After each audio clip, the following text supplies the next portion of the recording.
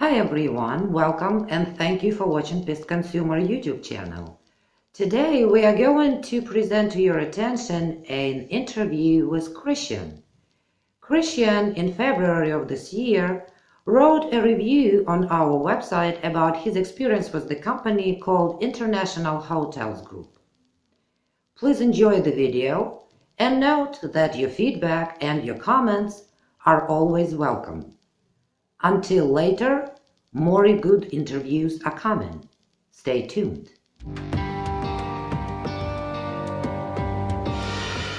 What happened between me and this company was I was just like any other employee. I did my job, went to work, did what's required of me. Working one particular, it was a Sunday afternoon actually, and I'll never forget it because this has changed the course of my life forever. We were, a student and myself, we were cleaning out the cooler, and we were down to the very last box of produce. Young lady actually dropped her end of the box. I didn't want to lose all the progress we made, so I overcompensated to grab that box. And when I grabbed that box, I herniated 6 discs in my back, and that was the beginning of everything that has me where I'm at right now. And of course, at that moment, just like many other injuries, you don't always realize at that second what has occurred. And because I didn't realize what had occurred at that moment, I just kept working. I kept trying to be the great employee or the good employee that I always was. Came to work, was efficient. And after a while, I just noticed a decline. And it got to the point whereas I couldn't put my shoes on. I just noticed things were more painful till it got to the point that my roommate, who was also a cook alongside me, we cooked together in the same kitchen. She got up early in the morning just to help me get dressed so she could get to work and then I could still get to work. And finally, I'll never forget the day I was in the kitchen and we were prepping for a wedding. And I had the butcher's knife in my hand and I was slicing the onions. And I went to slice the onion and I broke down in tears. And my kitchen manager, she said, Christian, that's it. That's it. And that was the last time I cooked in that kitchen. And so we see you now, you're in a hospital bed. How many surgeries have you had since that day? Since that day, I've had 3 surgeries. October 2nd, this year is going to make 15 years that I have been dealing with this ordeal. When I first did the video, I was in the hospital because I just had a surgery on February 15th.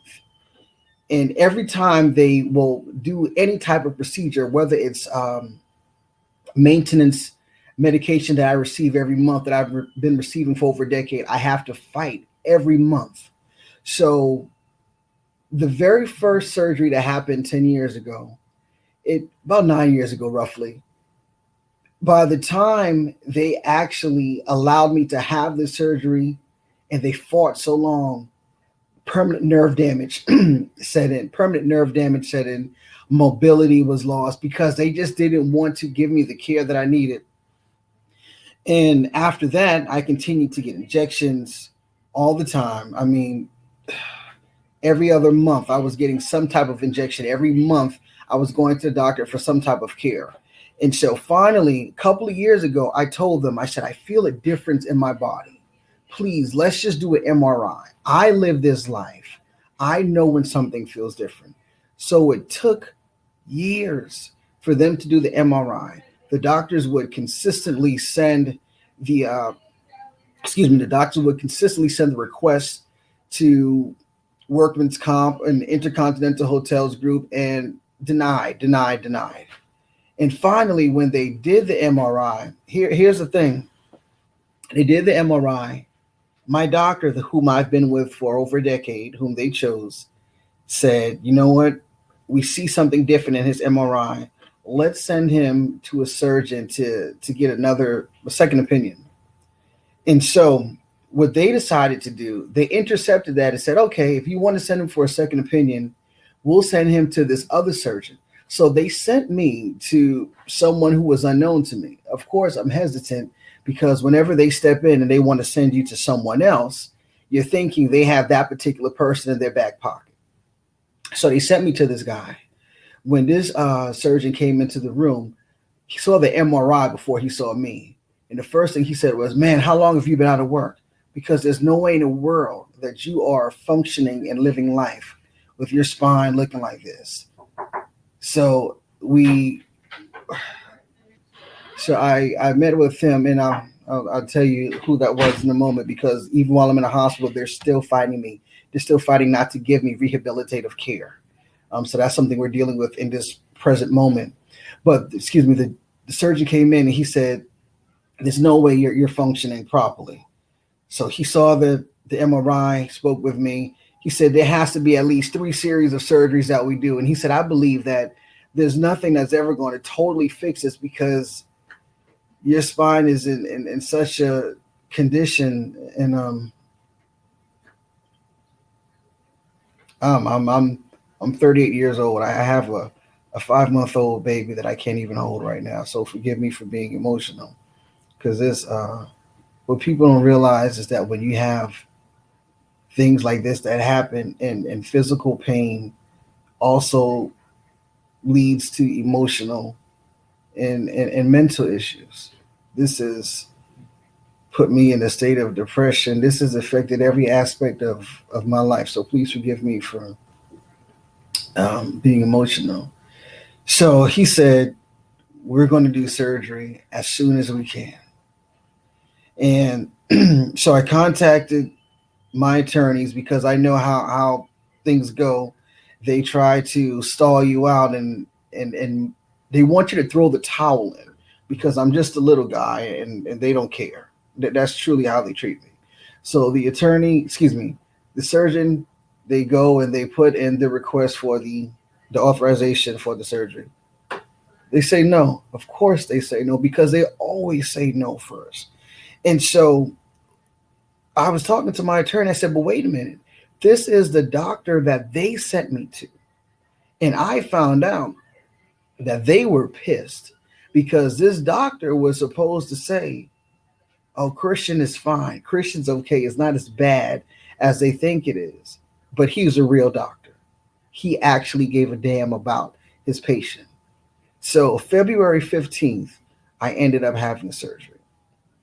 After the surgery, they wanted, the doctors put in multiple requests for me to go to a rehabilitation center, because they wanted me to get the care that you need. If you have surgery, you don't just have surgery and just leave.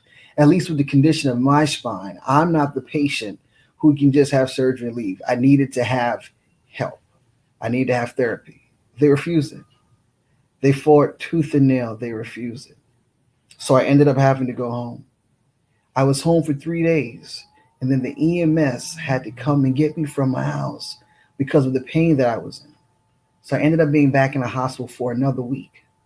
Again, they tried to get me authorized for rehabilitative inpatient care. They said no. They said, "Well, if you send Christian home, we'll make sure that he gets some at home in healthcare."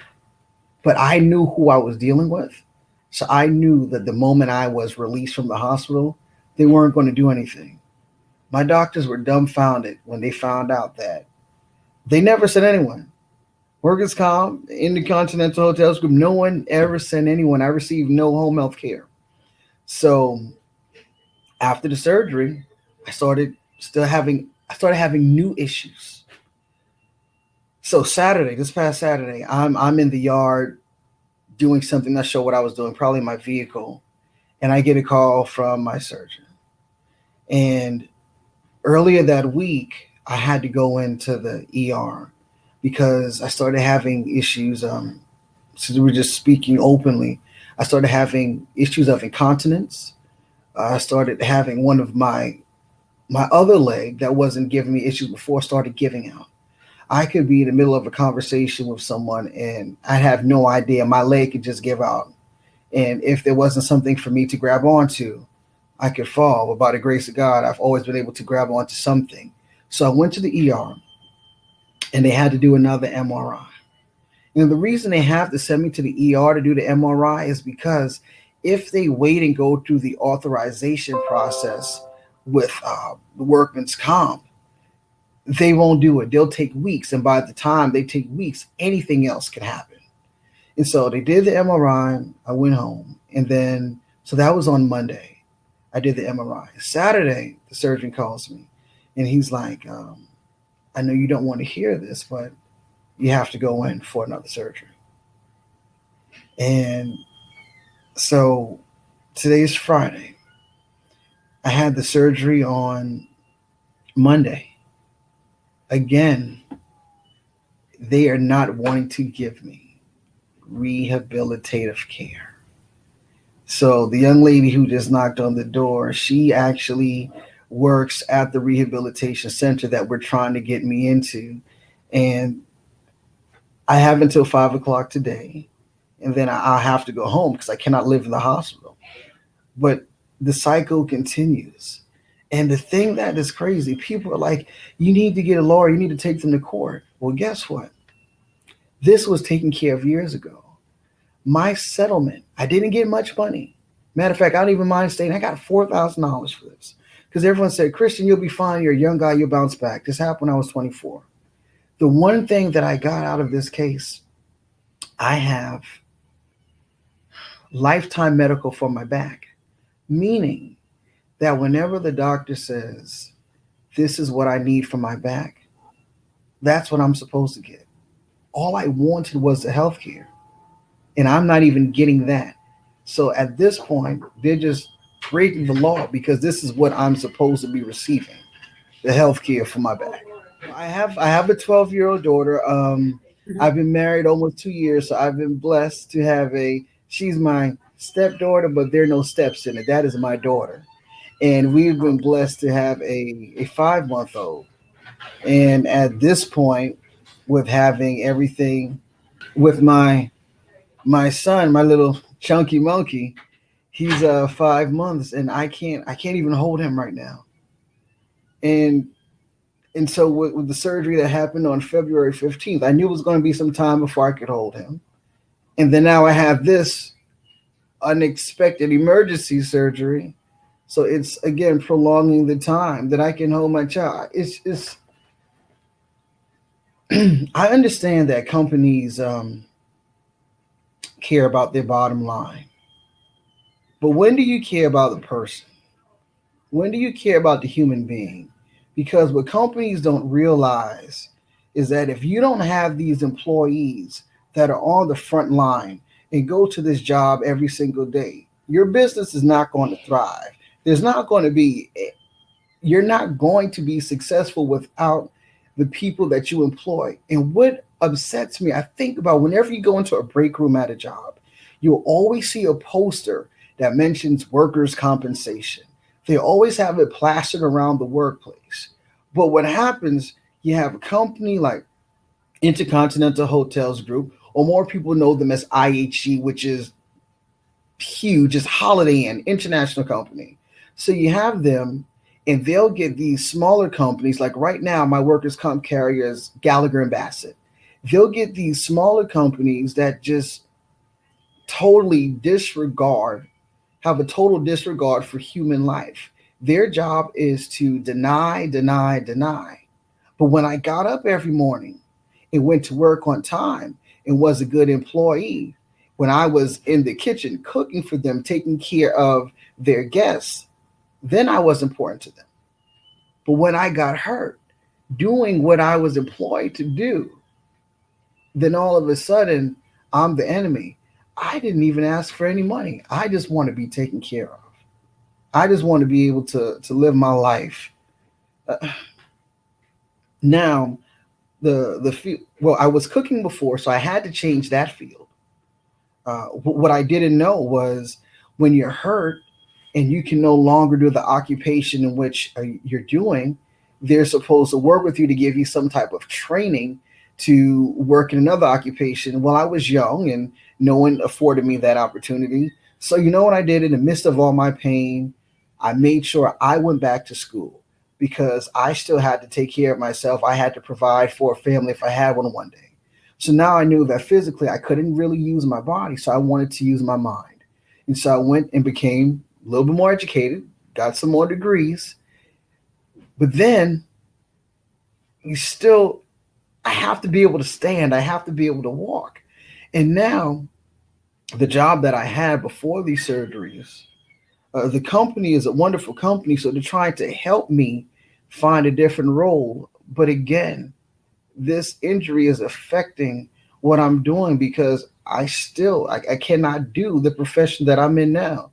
So as of right now, I'm not sure what field I'm going to be going into when I get out of the hospital. And you know, I called the other day because the workers' comp carrier will no longer speak to me. Ms. Karen Coker won't talk to me. So what I did, I had to call after hours when she's not there to leave a voicemail, praying that she'll listen to the voicemail when she comes in. But I told her, I said, I'm just pleading to the part of you that cares about the fellow man. I said, for a moment, I understand what your job is, but think about the fact that the same way you have a family, I have a family. I'm not asking for much. Matter of fact, I'm only asking for what the law said you're supposed to do. Why have the court system? Why did we spend money on attorneys and having depositions and having a trial for me to receive a judgment that's not even being it, it's not being carried out? All they're supposed to do is give me the health care, but they refuse to do that. It shouldn't be this hard. It shouldn't. But why did you decide to go online with this? Why did you decide to write a review? What would you say was the main purpose of that? What was your main goal when you did that? My main goal for going online with this was to get some attention to this. People have to know about this. Now, do I want, of course, I want InterContinental Hotels Group to do right by me. I do. But you know what? I've come to realize that there is strength in numbers. We know that. That's not just a saying, that is the truth. But as I went online and I just started looking at different posts, different websites, that's how I came across piss.com. Um, People have this same issue. Trust me, someone that you know personally or someone that you know indirectly has been injured on a job and they are fighting. And someone made a comment and it said, this is not verbatim, but pretty much the gist of it is physical pain leads to mental pain, and mental anguish can lead to suicide. And once you get to the point that you are no longer here, the company no longer has to deal with you. And that's the truth because I've lived that. I've been there. I've dealt with contemplating suicide because I've got to the point that the pain and everything else that comes with it seemed like it was too much to bear. So I went online because I want other people to know that we have to stop allowing them to do this. Because what, like for instance, they're not giving them an answer about the first time they just completely said no in regards to me having rehabilitative care. Now they refuse to answer them because they know I cannot live in the hospital. So eventually you'll have to go home. And they want you to throw the towel in. But I wanted to get online because if enough people realize this is happening to people other than you, we can do something. Because this is not the only company that's doing this. And I'm not the only person that this company is doing it to. And I just know that if I got out there, I just believe that if enough people saw this, people would care. And truly a difference can be made, not just for me, but for everyone else, because I genuinely care about people. I truly do.